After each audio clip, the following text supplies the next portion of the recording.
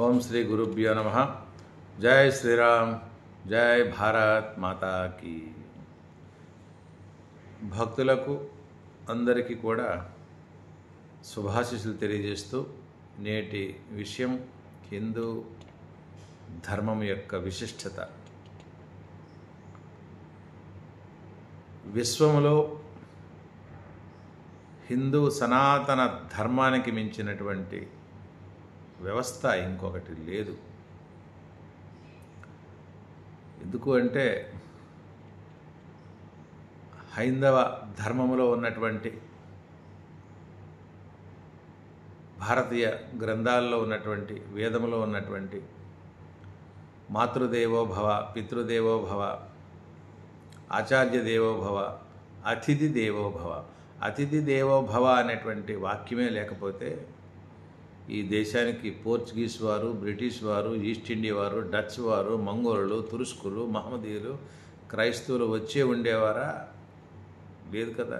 కాబట్టి అందరినీ కూడా అతిథులకి మన దేశానికి కానీ, మన సమాజంలోకి కానీ, మన జిల్లాకు కానీ, మన రాష్ట్రానికి కానీ, మన గ్రామానికి కానీ, మన ఇంటికి వచ్చే వారందరూ కూడా అతిథులు అనేటువంటి అతిథి దేవో, అతిథి కూడా భగవంతుడితో సమానం అన్నటువంటి భావంతో ఆశ్రయం కలిగించటం వల్లనే కదా ఈరోజు ఎన్ని సమస్యలు ఏర్పడుతున్నాయి. అసలు హిందూ ధర్మం యొక్క గొప్పతనం ముందు తెలుసుకోవాలి. హిందూర్దృష్టనుహా ప్రోక్తో అనార్యనీతి విదూషకః స్వధర్మ పాలకో విద్వాన్ శ్రౌతధర్మ పరాయణః.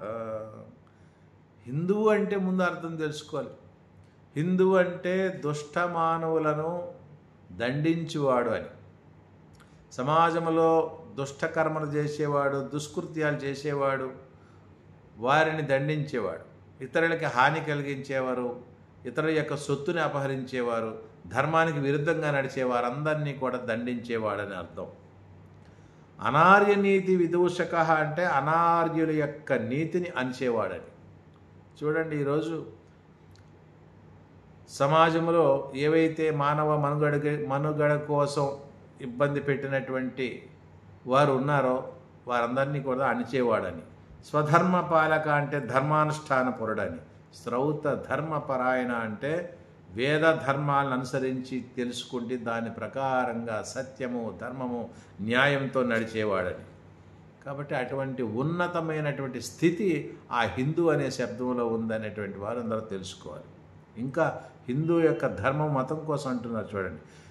హిందూర్హి హిందూచ్చ ప్రసిద్ధో దుష్టానాం చ విదర్శనే రూపశాలిని దౌత్యారో రాజ్ఞి యోగి జనేపి చ.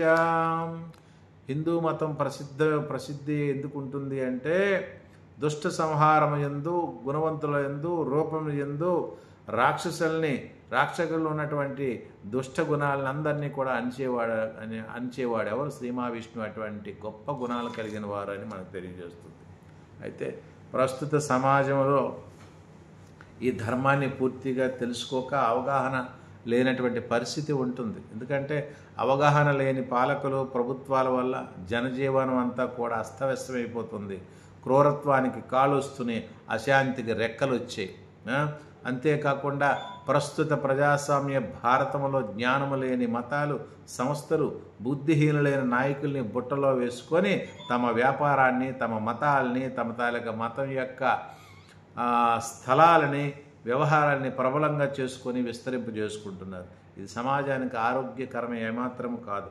అనాలోచిత మార్గాలు సమాజ శ్రేయస్సుకి ఆటంకాలు. కాబట్టి అసలు అటువంటి వారు ఎవరైనా ఏదైనా ఒక కట్టడం చేస్తున్నాము, ఇంకోటి నిర్మాణం చేస్తున్నాం అంటే ఎందుకు చేస్తున్నాము, అది చేయటానికి ఏమిటి? సనాతన భారతదేశంలో ఎవరికి ఇటువంటి పరుల అందరిలో యందు కూడా సమమైనటువంటి భావము, సమమైనటువంటి న్యాయము, సమమైనటువంటి సత్యం చూసేవారా, లేకపోతే వీరు స్వార్థపరులని చూసి నడుచుకోవాల్సినటువంటి పరిస్థితి ఉంది.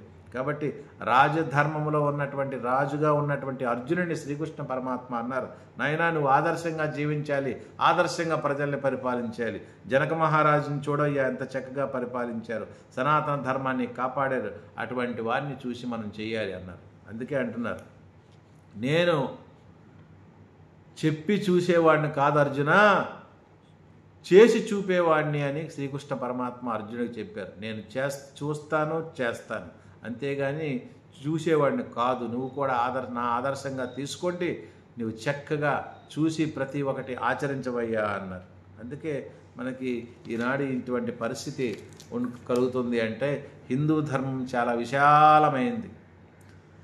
ధర్మాచరణలో కానీ కొన్ని పరిధులు కూడా ఉన్నాయి, అవి కూడా గోడల్లాగా దుర్భేదల్లాగా ఉన్నాయి. ఎందుకంటే హిందూ ధర్మము సత్య దృష్టే కానీ ప్రచారాలు కానీ మత వ్యాప్తి చెంది కానీ ఆర్భాటాలు కానీ దీనికి ఏనాడూ లేవు. అందువల్ల అది ఎప్పుడు కూడా సత్యంగా నిత్యంగా గంగానదిలాగా ప్రవహిస్తుందన్నమాట. కాబట్టి గాలికి నిప్పుకి నీళ్ళకి ఏ విధంగా అయితే తేడా లేదో హిందూ ధర్మానికి కూడా అలాగే అవధులు లేవు. అది ఆకాశం అంతటిది, మహాసముద్రం అంటది, చాలా ఉత్కృష్టమైనది, దివ్యమైనది, భవ్యమైనది. కాబట్టి విశిష్టమైనటువంటి వేద ప్రమాణాన్ని ఆనాడు రాజులు ఏ ఏ కాలాల్లో అనుసరించారో ఆయా కాలాల్లో ధర్మం 4 పాదాలతో నడిచింది. ఆ రాజులను ఉద్దేశించి ఆ పరిపాలకులను చూసి కూడా నేటి పాలకులు కూడా ఆ విధంగా ధర్మాన్ని ముందుకు తీసుకెళ్లే ప్రయత్నం చేయాలి. ఎందుకంటే జీవితం క్షణమంగరం. కాబట్టి ప్రతి ఒక్క మానవీయత్వం ప్రశాంత సదనమే దైవమందరమే వెలిసిస్తుందంటే రాజులు ఆ విధంగా సత్యధర్మాలతో పరిపాలన చేశారు. సత్యం కోసం యావత్ రాజ్యాన్ని విడిచిపెట్టారు, ధర్మం కోసం తను శాశ్వతంగా జీవితాన్ని విడిచిపెట్టారు, పరుల కోసం శరీరాన్ని త్యాగం చేసినట్టు పుట్టినటువంటి ధర్మభూమి, పుణ్యభూమి, కర్మభూమి, యశోభూమి, ఋషిభూమి, ఇటువంటి భూమి విశ్వంలో ఇంకొక్కడ లేదు. కాబట్టి ఆ భూమికి కారణం సనాతన హైందవ ధర్మం. ధర్మంది జీవన విధానమే కానీ ఇది ఒక మతం కాదని చెప్పి మనం తెలియజేసుకుంటూ జై శ్రీరామ్, మీ స్వామీజీ. హరి ఓం.